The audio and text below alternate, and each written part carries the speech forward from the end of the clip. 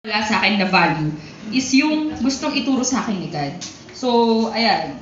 So, kaya nung Friday, so mayroong verse doon na nag-strike sa akin. So, ito yung, sabi doon sa, ang topic natin ng Friday is ayan, secret place. So, ayan, sabi sa verse doon, sabi ng Pastor John 5:39 to 40. So, ito isa sa mga nag-strike. So, parang dito ako gulay din.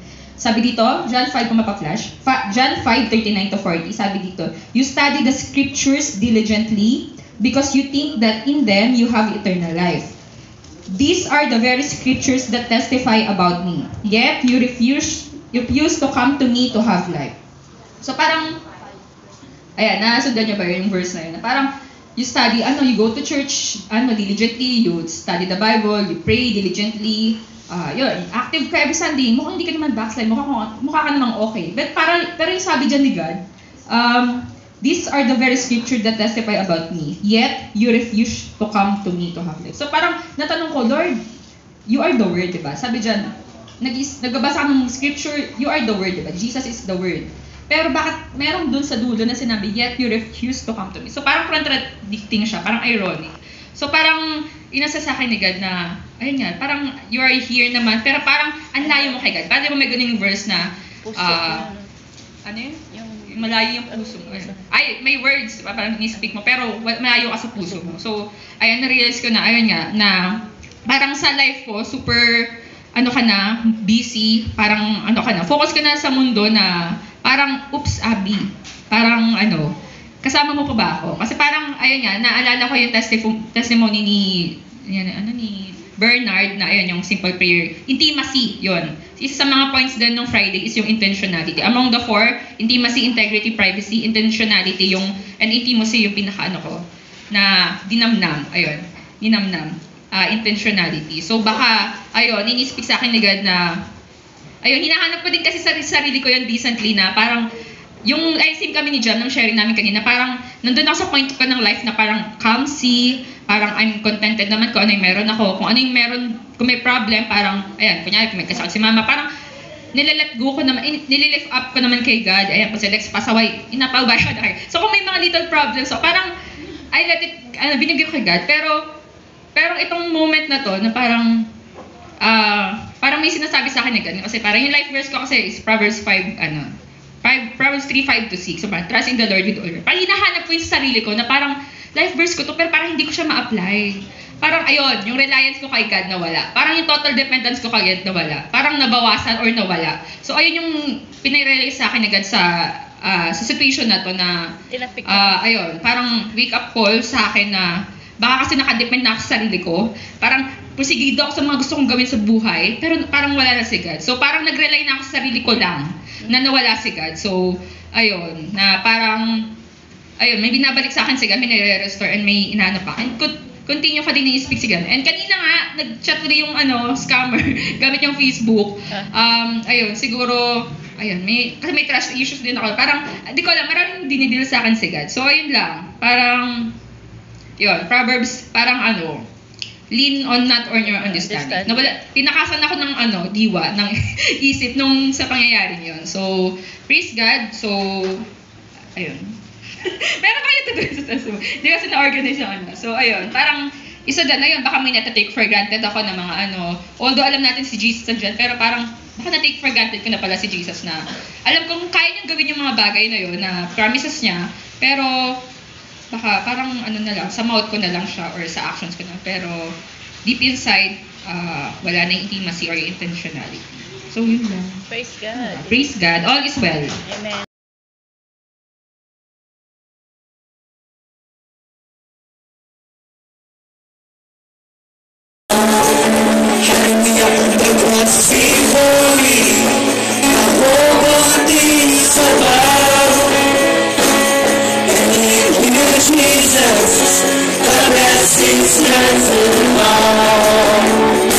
Stretch out your blessings. Be so open, Lord, you know, like never. Your presence is an open door. So long.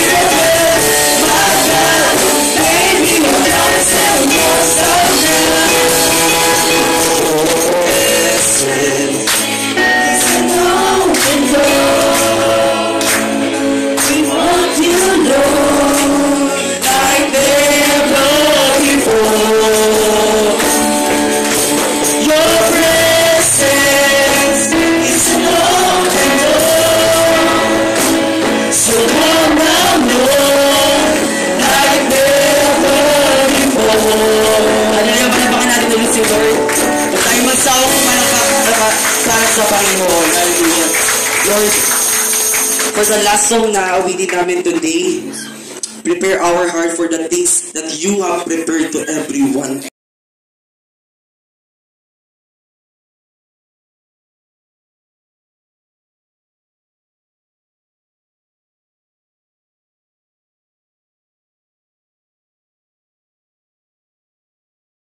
Isinalin sa salitang topos na ang ibig sabihin ay isang lugar na tulad sa isang lugar para okupahin. So very sure.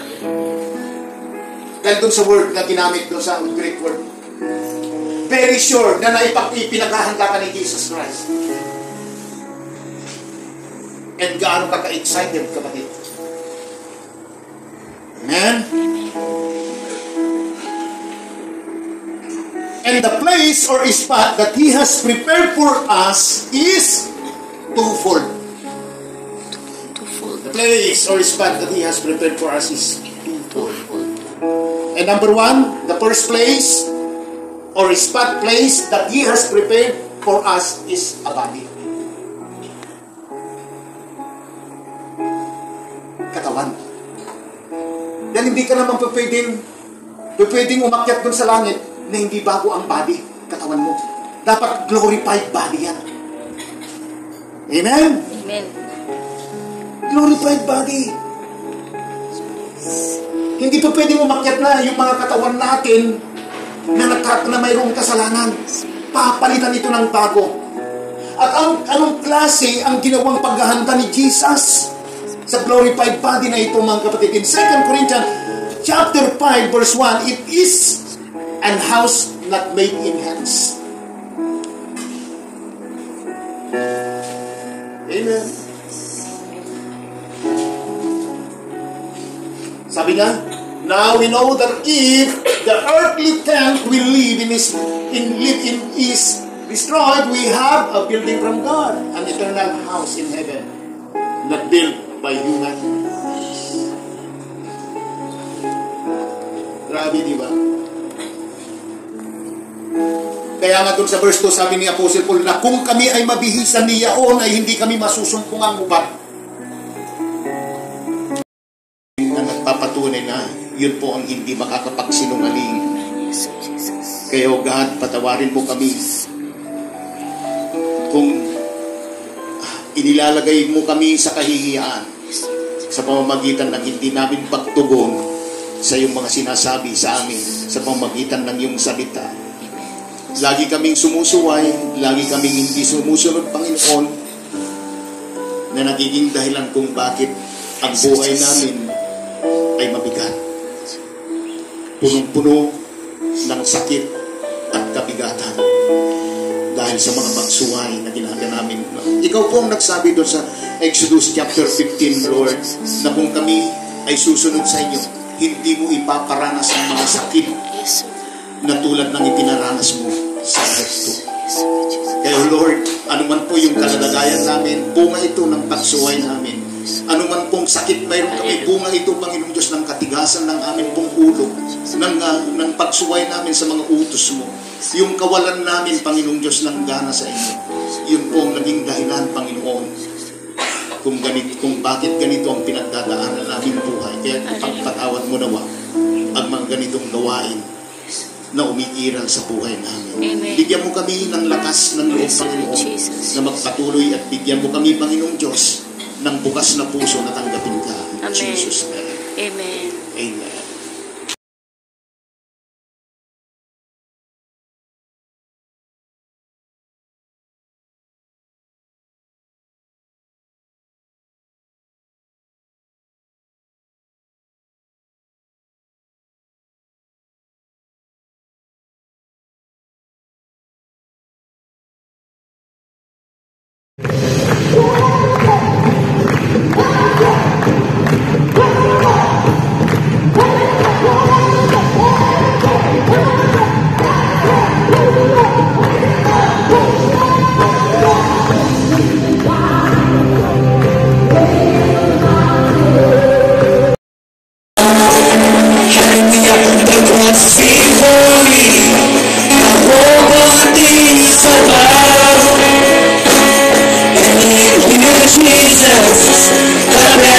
stands in awe.